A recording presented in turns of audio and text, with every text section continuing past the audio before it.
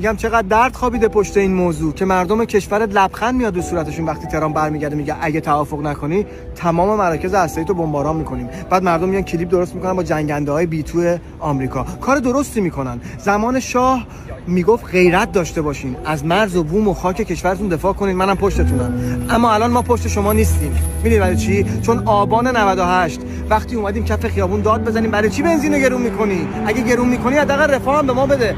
1500 نفر رو تو 30 روز کشتیم. اومدیم کف خیابون داد بزنیم برای چی؟ یک جوونه رعنا رو جسمشو کردی زیر خاک به خاطر اینکه روسریش از سرش افتاده، به خاطر حجاب اجباری. چرا این کارو کردی؟ تیر زدی تو چشم کور کردی، دستگیر کردی، زندان بردی، تجاوز کردی، هزار تا کار کردی.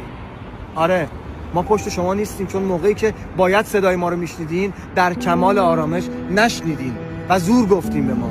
یه بچه لات و گندلات میتونه بزنه زمین، ما هم گندلاتیم ما موقعی که اتحاد داشته باشیم. آره فدای تو گل بشم، این زمین گرده میچرخه دوباره، آدما رو روبروی هم قرار میده. الان نزدیک اون روز نزدیکه که ما بخوایم روبروی هم قرار بگیریم و دیگه پشت شما نیستیم، چون نمیخوایم ببینیم وجود و حضور شما رو. خسته ایم از دست شما. بدرود.